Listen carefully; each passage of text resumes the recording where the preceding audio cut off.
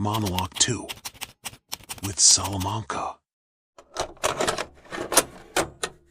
When was the last time you were truly alone? Not alone with your phone. Not alone while scrolling through social media. Not alone with music playing in the background. I mean truly alone. Just you and your thoughts. For some people, that sounds peaceful. For others, it sounds almost frightening. Because the moment everything becomes quiet, something interesting happens. You begin to hear the thoughts you were too busy to notice. The questions you've been avoiding. The things you haven't forgiven yourself for. The dreams you've been putting off. And sometimes, the truth about how you really feel. That's why many people are afraid of being alone. Not because there is something wrong with silence, but because silence gives us nowhere to hide. We spend so much of our lives surrounded by people, messages, notifications, conversations, and noise, that we can forget what our own voice sounds like. But being alone is not necessarily loneliness. Loneliness is feeling disconnected from others. Being alone is simply having no one else in the room. And sometimes, being alone is exactly where we need to be. Think about how often you reach for your phone. You're waiting for a bus. You check your phone. You're eating alone. You check your phone. You wake up in the morning. And before you even get out of bed, you check your phone. We fill every empty moment with something.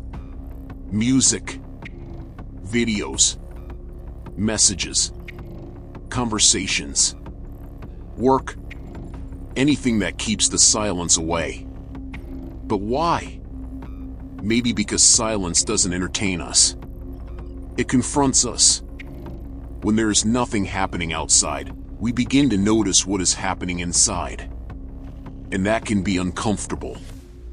You might suddenly realize that you're unhappy with your job, that you've been holding on to the wrong relationship, that you're chasing something you don't really want, or simply that you're tired. These thoughts were always there.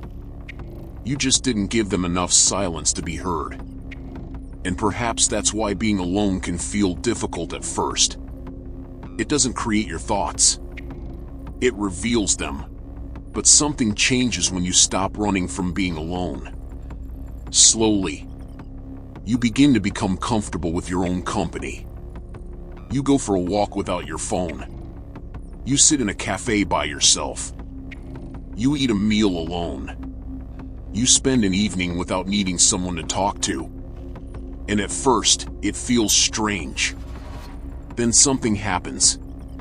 You realize that being alone doesn't mean something is missing. Sometimes, nothing is missing. You are simply there.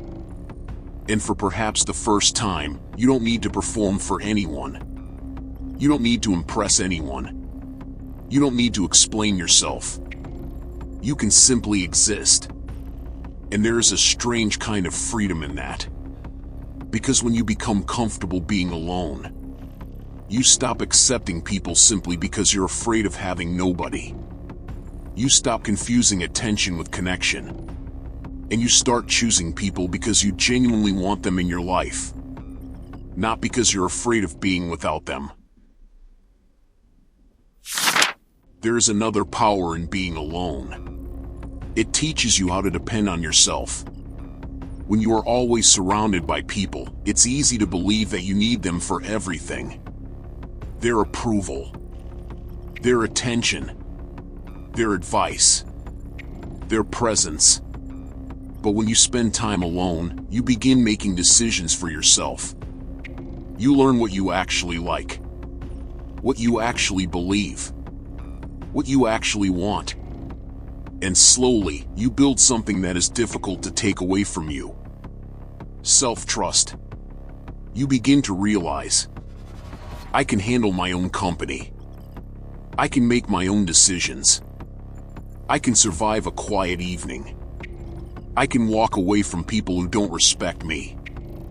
And perhaps most importantly, I don't need to be surrounded by people to know my own worth. That's not loneliness.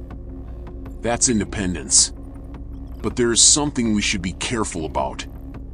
Being alone can make you stronger, but it can also become a way to hide. There is a difference between choosing solitude and using solitude to avoid life. Sometimes we say, I just enjoy being alone. But what we really mean is, I'm afraid of being hurt again. I'm afraid of trusting people. I'm afraid of being rejected. So we build a comfortable little world around ourselves and call it peace. But peace and avoidance are not always the same thing. You don't become stronger by needing nobody. You become stronger when you know you can stand alone. But you are still willing to let the right people walk beside you. Because humans need connection. We need friendship. We need love. We need someone who understands us. The goal isn't to build a life where nobody can enter. The goal is to build a life where you don't have to beg anyone to stay. Maybe the real power of being alone isn't becoming someone who needs nobody. Maybe it's becoming someone who is comfortable with himself, while still appreciating the people around him. Someone who can sit in silence without feeling empty. Someone who can walk away without feeling lost. Someone who can enjoy another person's presence without being afraid of their absence. And perhaps that's what growing up really means. Not becoming independent from everyone, but becoming independent from the fear of being alone. So the next time you find yourself alone, don't immediately reach for your phone. Don't rush to fill the silence. Sit there for a moment. Listen. Think. Ask yourself what you've been avoiding. Ask yourself what you really want. And maybe you'll discover something you didn't expect. You were never afraid of being alone. You were afraid of meeting yourself. And once you learn to be comfortable with that person, you may never feel quite so alone again.